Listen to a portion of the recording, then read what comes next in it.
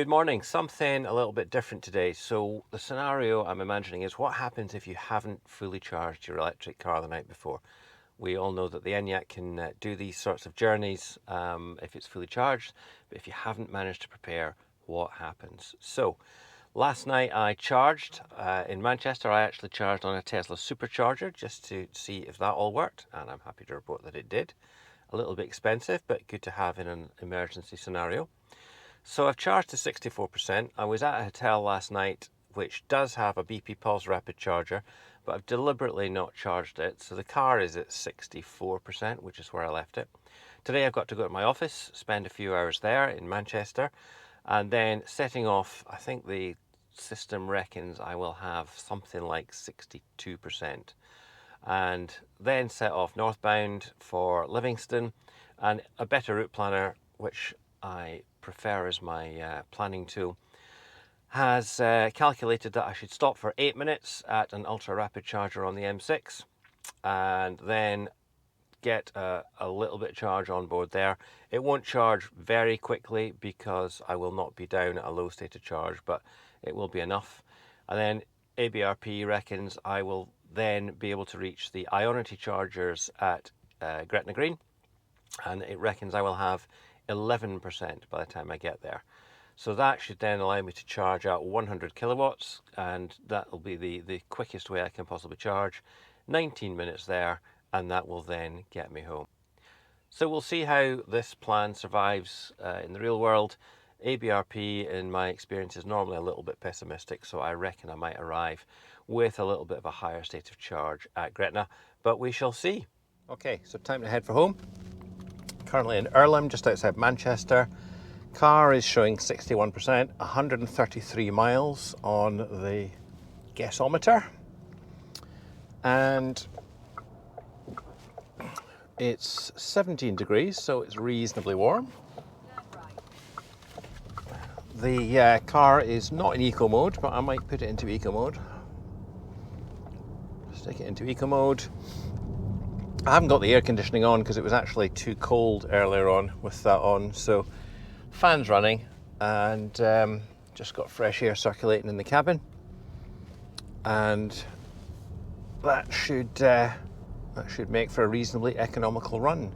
So just a little insight into the travel assist autopilot system on the Enyaq.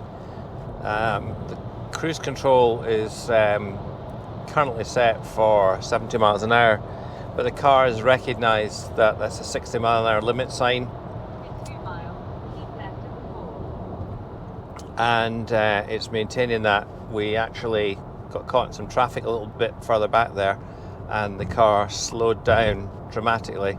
It is a little bit fussy sometimes about asking you to keep your hands on the steering wheel. My hand is on the steering wheel, but I haven't gripped it tightly enough, so it'll give you a warning telling you to take over steering. And just up ahead, you can maybe see on the gantry there is a national speed limit sign. So the car is currently sitting at 60. It should recognise that sign. That will come up in the head-up display. It now shows 70, and the car will start to accelerate. Obviously there's still traffic ahead, so it's keeping a safe distance, but that's us now up to 67 miles an hour. And if I pull out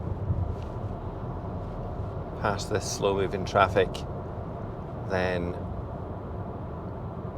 it will overtake. Although I've just realised, so busy talking about the autopilot system, I didn't realise I need to turn left at this next exit, so I will move across.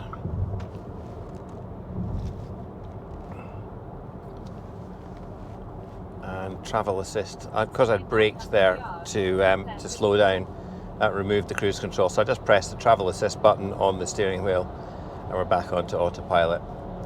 So it's maintaining 50 miles an hour going around here, telling me to hold on to the steering wheel, which I was doing. And then hopefully when we get round this bend, you will see that the traffic will speed. We'll speed up, move apart, and then I will be able. The car will basically resume driving at 70. So a better route planner has routed me to a Porsche dealership, which has got Volkswagen Group chargers. These are 350 kilowatt chargers. I did ask the guys the other day if it was all right for me to come in and use them, and they were quite happy for me to do that. The only downside, obviously, here, I'm not a Porsche customer, so I can't really go in and use their coffee and all their toilet facilities and all the rest of it, but there are 2 chargers here.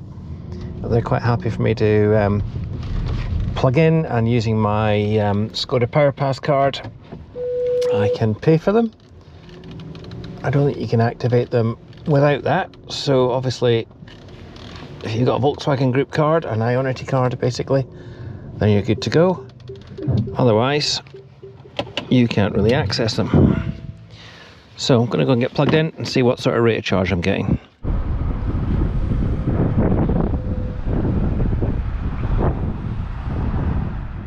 Just a quick postscript to that.